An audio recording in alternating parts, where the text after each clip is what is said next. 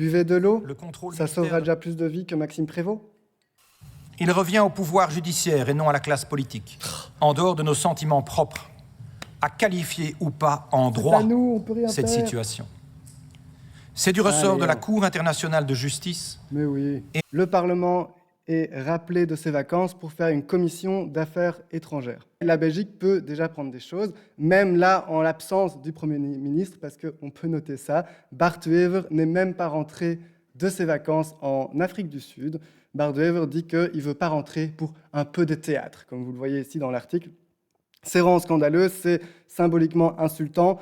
Le sens des priorités n'y est pas du tout. Il y a une famine qui est généralisée à Gaza et il y a une urgence encore plus aujourd'hui. Bon, il y a une urgence depuis des années pour la Palestine en général, mais là, il y a une urgence encore plus parce qu'Israël a annoncé qu'ils allaient occuper finalement Gaza. Je suis donc présent face à vous aujourd'hui, non pas par contrainte, celle qui impose au ministre d'être à la disposition du Parlement, mais par conviction que nous ne pouvons pas rester 6 semaines sans avancer sur le sujet et sans rendre des comptes à la population par le biais de ses élus. Et du coup, est-ce que tu vas annoncer quelque chose de concret? Ou est-ce C'est que un tu vas moment démissionner? important. Ou est-ce que tu Et vas faire du plusieurs d'entre blabla vous ont pendant une heure? commencé par me poser la question de savoir à quel titre je m'exprimais, quel mandat j'avais reçu, etc.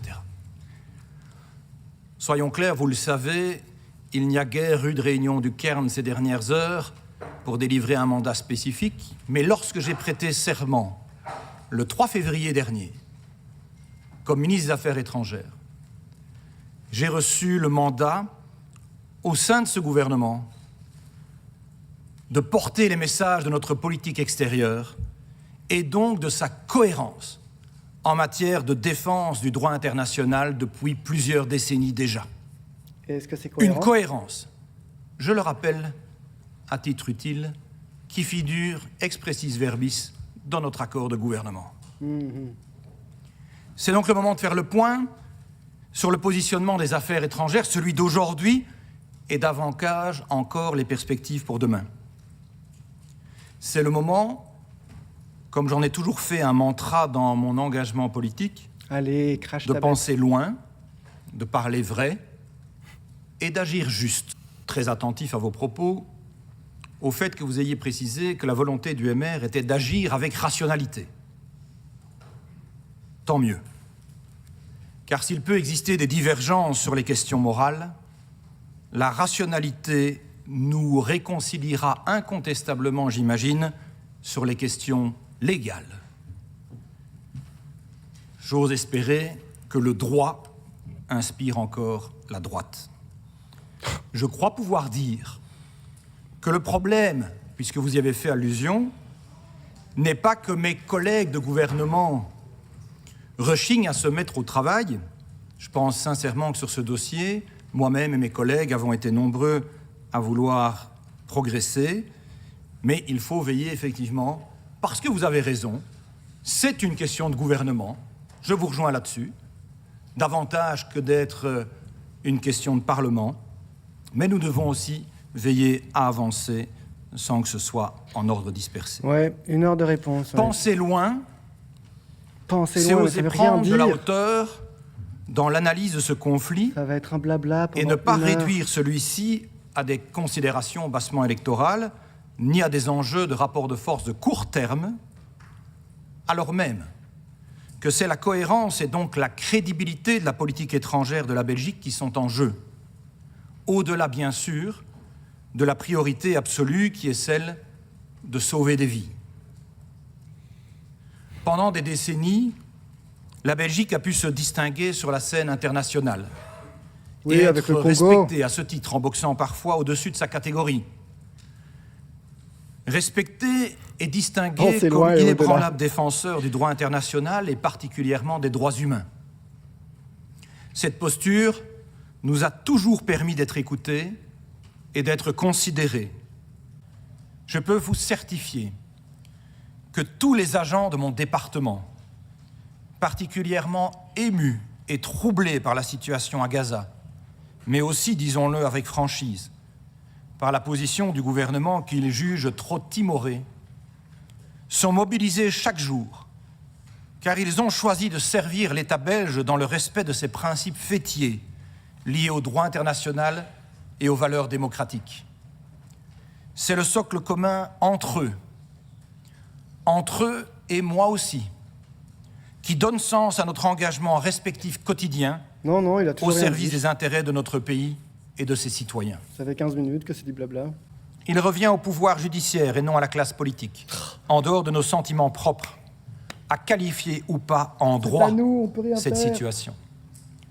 C'est du ressort Allez, de la hein. Cour internationale de justice Mais oui. et ensuite éventuellement de la Cour pénale Non, on peut rien internationale. faire, si pas les de faits sanctions sont économiques, on peut rien du tout faire, c'est n'importe quoi, vraiment. J'ai pu lire il y a quelques C'est quand même mois impressionnant de voir cette capacité de lorsque j'ai parler déjà autant sans rien partagé dire. Bah, ma exactement. conviction. Franchement, force qu'un à ministre la des personne Affaires qui a écrit étrangères n'avait pas le les droit discours d'avoir des une opinion politiciens. personnelle.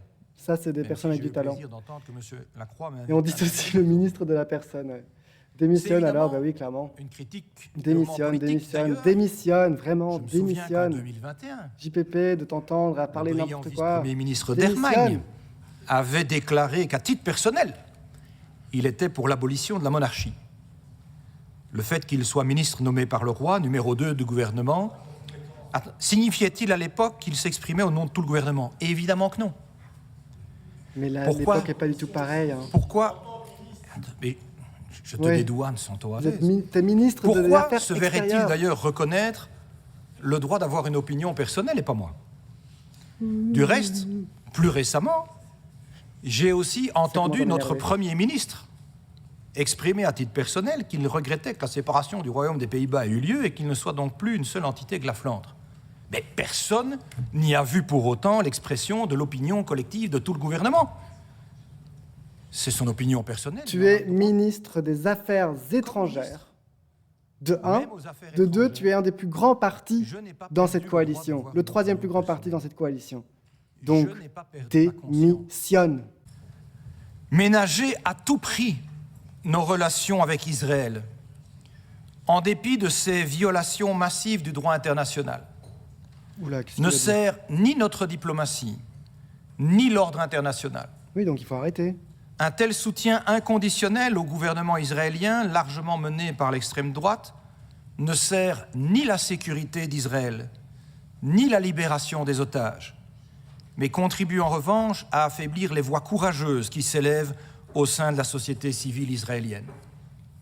Mais comment Onze oses-tu energie moet daarom gaan Je rappelle que là, il y a un projet de loi du gouvernement qui est sur la table pour pouvoir interdire des organisations qui, soi-disant, nuisent à l'état de droit.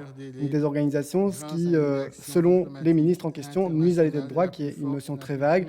Et là, c'est Samidoun, organisation de solidarité envers les prisonniers palestiniens dans le monde entier, qui est visée de dissolution par cette nouvelle loi. Quoi. Donc l'hypocrisie de parler de la société civile israélienne. à dénoncer les agissements de l'actuel gouvernement israélien. Je salue à cet égard l'inflexion de l'Allemagne au travers de sa récente décision de gel des livraisons d'armes qui pourraient être utilisées à Gaza. Au sein de la Commission elle-même, Ça, on pourrait faire aussi, hein, ces courants empêcher de que les tension armes traversent aillent vers les Gaza, exécutifs européens. aillent vers Israël, parce que D'où je des rappelle propositions qu'il y a de une sanctions enquête qui de sont Vredes encore Axe, minimalistes Action pour la à ce paix, stade. .be, qui dit que des entreprises C'est belges sont important impliquées dans la de production conscientiser à d'avions de cela. combat israéliens, et notamment Ce qui des se moteurs vit qui sous nos sont yeux produits ici en n'est rien Belgique d'autre que par le naufrage l'entreprise de la Safran crédibilité Aero internationale Boosters. de l'Europe. Donc peut-être qu'on pourrait faire des blocages Et là-dessus. ce n'est pas le fait Simple de exemple, Andreas. simple exemple, parmi plein d'autres choses qu'on pourrait C'est un faire. processus Parce que, comme je l'ai déjà dit avant, ceci n'est pas une question politique, mais une question Mais si, juridique. c'est une question politique, c'est une question économique et diplomatique et politique. Et juridique que aussi, bien suite sûr, mais bon. Au traité qu'a signé la Belgique, il suffit de savoir qu'il y ait un risque de génocide Oui, tu connais bien les textes pour de nous loi obliger après clé. légalement à réagir et à prendre action. Et donc, Un risque. Je puis m'imaginer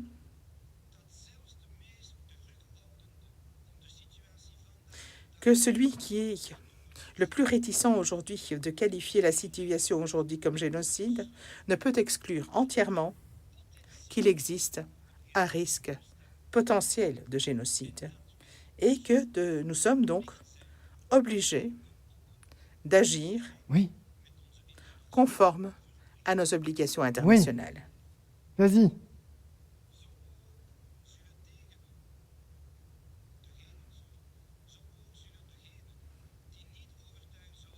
Pourquoi elle parle plus? Ceux qui ne sont pas encore convaincus par l'argument qu'un transfert forcé de la population est qualifié comme crime de guerre Oui. seront peut-être plus convaincus lorsque nous soulignons que ces déplacements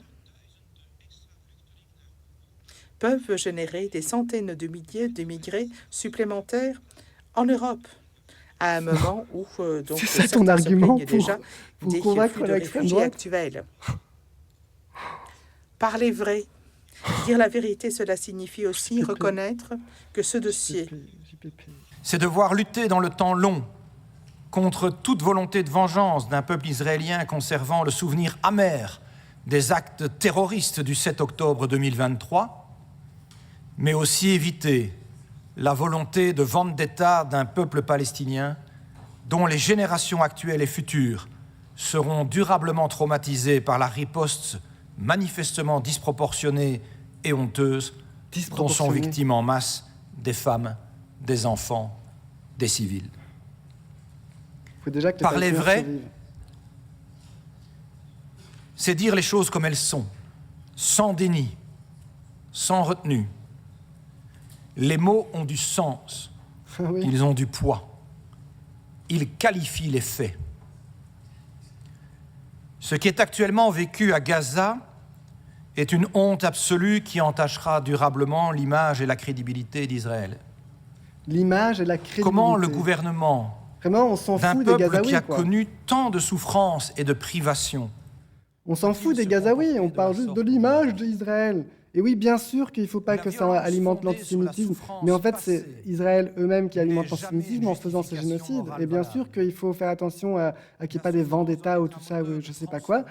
Mais c'est pas en parlant de l'image et de la crédibilité d'Israël, tandis qu'il y a un génocide en La cours. mémoire de la douleur doit au contraire nourrir une volonté de paix et de justice. Nelson Mandela, emprisonné non. durant 27 années, n'a-t-il non. pas choisi la réconciliation plutôt que la vengeance C'est comme le à sa MR avec une libération. affiche de Nelson Mandela sur leur bureau. Je sais pas si vous avez vu Choisir ça. la non-violence, malgré la souffrance, demande du courage moral. Cela contribue à briser la chaîne des représailles. C'est un choix que doivent faire les Israéliens après les souffrances d'il y a 80 ans, ou plus récemment encore en octobre 2023. C'est un choix que devront aussi faire les Palestiniens au lendemain de ce conflit quand viendra la fin de celui-ci. Une autorité palestinienne forte, c'est un Hamas faible. L'autorité palestinienne lutte déjà contre le Hamas, comme Israël. Ça, c'est totalement nier l'histoire. Hein. Je suis désolé, je fais un point parce que le Hamas a été financé par Israël. Il ne s'agit Donc, pas de reconnaître renforcer l'autorité palestinienne, ça ne éradique pas le Hamas. C'est Israël qui a endigué le Hamas et qui a créé la situation dans laquelle Gaza est. Hein. Je rappelle que Gaza est une prison à ciel ouvert depuis plus de 18 ans. Donc, c'est Israël qui crée cette situation, qui crée cette enclave où le Hamas est au pouvoir, où le Hamas est financé par Israël. Donc, venir dire que la solution se retrouve dans la reconnaissance de la Palestine et le renforcement de l'autorité palestinienne, ben, pas que. Il y a aussi l'arrêt du génocide d'Israël, l'arrêt des criminels de guerre d'Israël, l'arrêt économique entre Israël et la Belgique, et plus large entre Israël et l'Europe. Et pas juste en disant oui, on va reconnaître, et l'autorité palestinienne, on les laisse se démerder avec un État génocidaire à côté d'eux, quoi. En même temps. Et ainsi, je pourrais donner d'autres exemples, d'autres États dans le monde où des régimes autoritaires ou même dictatoriaux sont dénoncés sans qu'il n'y ait aucune confusion quant à la légitimité de ces États et de leurs frontières. Aujourd'hui, Israël dépasse un peu ses frontières. de nombreux on pays définit dans ses le monde frontières. protestent contre la politique d'extrême droite du gouvernement israélien. Mais personne ne doute à l'existence d'Israël comme État légitime. Et je ne parle bien sûr pas des pays qui ont toujours refusé de reconnaître Israël, ce qui, de notre point de vue, est également déplorable, car la paix durable et la sécurité réciproque ne peuvent être garanties par un processus de reconnaissance réciproque et multilatérale des deux États. Et à titre... En fait, ce n'est pas le sujet. La commission là, des relations extérieures, c'est une commission qui a été convoquée en urgence parce qu'il y a une famine et une occupation de Gaza qui est en cours. Donc l'urgence, elle est là-dessus. On ne parle pas de est-ce qu'on reconnaît la Palestine ou pas, ou est-ce que... Oui, c'est des discussions qui sont nécessaires pour une paix durable, hein, bien sûr que ça doit être abordé, mais là, cette commission spécifiquement est liée à la famine et l'occupation de Gaza. Donc concrètement, là, il faut des sanctions économiques, diplomatiques, militaires, s'il faut, contre Israël pour stopper ça. Et après, on peut redébattre sur tout le reste, mais il y a une urgence quand même là, quoi. Il n'en demeure pas moins que tout amalgame doit être banni, tout antisémitisme doit être combattu. Le président du consistoire central israélite de Belgique, parce que oui, il y a de l'antisémitisme avec qui je me suis entretenu en ce début. Oui, il y a de l'antisémitisme encore partout. Oui, il y a de l'antisémitisme à droite, à gauche, surtout chez l'extrême droite. Mais c'est quoi le rapport? Là, on parle d'une commission des affaires extérieures qui a été convoquée d'urgence parce qu'il y a la famine et l'occupation de Gaza. Quel est le rapport avec l'antisémitisme? Et je suis une fervente défenseuse de la lutte contre l'antisémitisme, et c'est hyper important, il ne faut pas perdre ça de vue, et il y en a partout en nous, c'est aussi à gauche, mais quel est le rapport, là, tout de suite? Tout le monde mérite de vivre en sécurité, y compris en Belgique. Et je prendrai d'ailleurs l'initiative de réunir prochainement les présidents du consistoire central israélite de Belgique, du comité de coordination des organisations juives de Belgique et du forum de Joodse Organisaties pour un échange de vues. Chers collègues, voilà tout ce que nous avons pu faire et dire rien que ces derniers mois. Waouh! Prétendre que le gouvernement est silencieux, qu'il se tait, qu'il ne dit rien, qu'il ne fait rien, comme je peux parfois l'entendre ou le lire ci et là, relève donc de la désinformation et du mensonge. Le résultat est cependant insuffisant, puisque la situation sur le terrain reste insupportable. Nous devons clairement en faire plus. C'est notre obligation morale. Mais à ceux à qui cela ne parlerait pas de la même manière, je rappellerai que c'est aussi notre obligation légale en vertu des divers traités et conventions auxquels la Belgique a souscrit. Car comme le disait Martin Luther King Jr., oh non. Injustice anywhere. L'injustice, où qu'elle soit, est une menace pour la justice partout. Comment oses-tu citer Martin Luther King? Merci, Monsieur le ministre, de votre réponse c'est ça ton mot de fin, très longue et détaillée. Concrètement, il n'y a eu rien. Hein. Une heure qu'on a écouté incontestablement des réactions. Une heure que j'ai écouté ce type dire rien du tout, se contredire, énoncer tout ce qu'Israël fait et puis rien faire. Une heure qu'on a attendu qu'il y ait une vraie action, une vraie sanction, une vraie décision. Mais non, on a juste papoté pendant une heure. Et donc là, la conclusion, c'est quoi? On va attendre septembre, le retour du Premier ministre et la Commission des Affaires extérieures d'Europe. Et pendant ce temps-là, les Gazaouis pourront crever un mois de plus. T'inquiète, ils ne sont pas à ça de près, hein, vas-y, tranquille, quoi. La violence doit stopper, il ne faut pas tourner autour du pot, il faut agir. Et c'est ce que Vorreut a d'ailleurs déjà prétendu dès le premier jour. Monsieur le ministre, nous allons être très clairs. Si rien ne change, à court terme, dans ce cas, à notre propre initiative, nous entreprendrons des actions. Le temps des excuses est passé. Le temps de ne pas agir est passé. Nous en avons marre, et pas uniquement nous. Les atrocités de Gaza doivent stopper. Donc, Monsieur le ministre, je ne serai pas plus longue. Je vous invite encore. Nous demandons, donc nous Et il faut voir que vous alliez au gouvernement, que vous convoquiez un cairn et que vous exigiez un accord. Et exiger de sorte que ce génocide prenne fin, que cette folie guerrière cesse. Et encore une note finale. Il ne faut pas donc attendre l'Europe. Nous pouvons parfaitement déjà poser des jalons. Donc cette petite chanson, on en a marre. Nous comptons sur vous, Monsieur Prévost. Donc convoquez le cairn et pour que les décisions soient prises. Merci. Nous aussi, on en a marre de votre petite chanson, parce Collègue que je Vanouf. rappelle, elle est au gouvernement. Ouais. Merci. Ben là, donc, concrètement, ce qui s'est passé, c'est que Maxime Prévost a rien dit, a pris aucune décision, a annoncé aucune décision du gouvernement. Et aussi, là, on est dans une situation où il n'y aura pas de débat ou de choses concrètes au Parlement, parce que la commission, c'est seulement la présidente de la commission ou le gouvernement qui peut faire en sorte qu'un dossier aille au Parlement et soit pas juste géré par le gouvernement, mais puisse être géré et voté au niveau du Parlement. Ce qui serait possible, et comme tout le monde a l'air d'être pro-Palestine dans cette assemblée, ben, ils auraient pu avoir une majorité relative, donc une majorité sans forcément tous les partis du gouvernement, donc sans le MR, sans la NVA s'ils ne veulent pas voter, et avoir comme une majorité sur ce texte-là, sur ces sanctions spécifiques qu'ils peuvent faire à Israël. Donc là-dessus, ce qu'on a vu là, ce qu'on a assisté, c'est un blocage total de la part du gouvernement, une soupe de belles paroles qui ne sont en aucun cas suivies de réelles sanctions ou de réelles décisions. Donc, super, quoi. Moi, j'ai l'impression d'avoir perdu 4 heures, non, 5 heures à écouter ces gens. Non, je pense que c'est super important qu'on était là et c'est super important de mettre pression autant en physique qu'en ligne. Je rappelle qu'il y avait une mobilisation qui était à Bruxelles cet après-midi. Et je rappelle aussi qu'à 19h, il y a tous les jours une manifestation à la Bourse. Donc si vous pouvez, n'hésitez pas à y aller à Bruxelles. C'est hyper important de continuer à mettre la pression autant sur place qu'en ligne.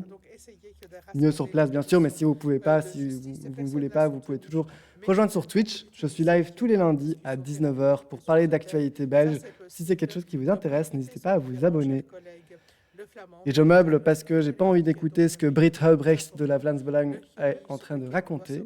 Britt Huibrecht qui est le bras droit de Tom van Grieken, néo-nazi belge. Alors.